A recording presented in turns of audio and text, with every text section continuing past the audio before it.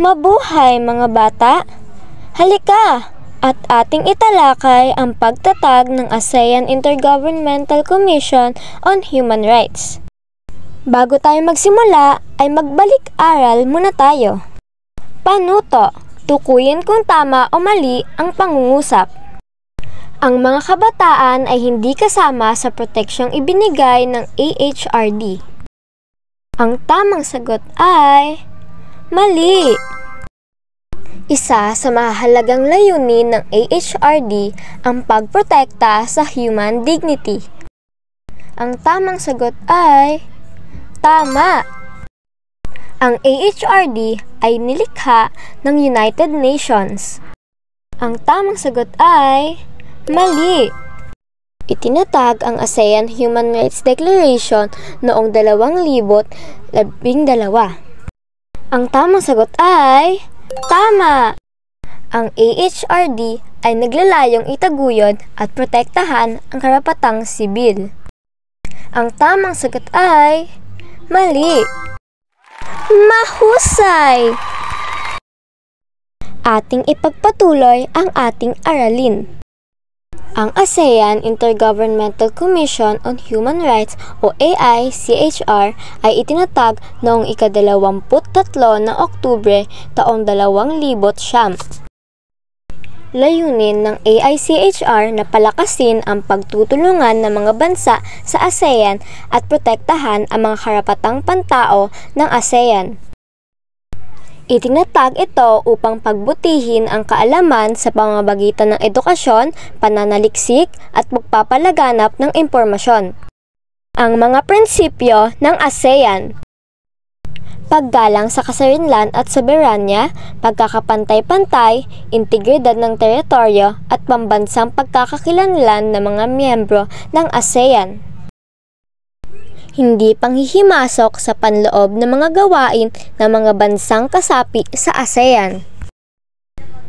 Paggalang sa karapatan ng bawat bansang kasapi na mapangasiwaan ang kanilang pamahalaan nang walang sinumang nanghihimasok. Pagsunod sa alituntunin ng batas, mabuting pamamahala at prinsipyo ng demokrasya. Pagtataguyod sa Charter ng United Nations at pandaigdigang makataong batas. Paggalang sa iba't ibang kultura, wika at relihiyon ng mga mamamayan. Mga isyong kinahaharap ng ASEAN. Kalayaan sa pagpapahayag at pamamahayag. Maraming bansa sa ASEAN ang nahaharap sa paghihigpit sa kalayaang ito. Pagpatay sa mga taong inaakalang may pagkakasala sa batas kahit hindi pa napapatunayan. Maraming kasong ganito ang naitala na sa ilang bansang kasapi ng ASEAN. Karapatang sibil at politikal. Limitadong pagpupulong at asosasyon. Trafficking, puwersahang paggawa at sexual na pagsasamantala. May hinang pangkat, diskriminasyon at walang akses sa serbisyo. Kababaihan at kabataan, kakulangan ng proteksyon at karahasan. Ngayon, ating simulan ang ating pagsusulit. Mayroon akong hinandang 5 katanungan na inyong sasagutan. Panuto, basahin ng mabuti ang bawat tanong. Piliin ang titik ng tamang sagot. Kailan itinatag ang ASEAN Intergovernmental Commission on Human Rights? Ang tamang sagot ay ang letrang B. Ano ang pangunahing layunin ng AICHR? Ang tamang sagot ay ang letrang B.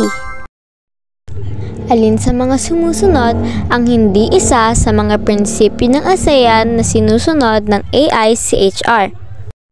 Ang tamang sagot ay ang letrang C. Ano ang pangunahing tungkulin ng kinatawan ng bawat bansa sa AICHR? Ang tamang sagot ay ang letrang B. Alin ang hindi tungkulin ng AICHR? Ang tamang sagot ay ang letrang C.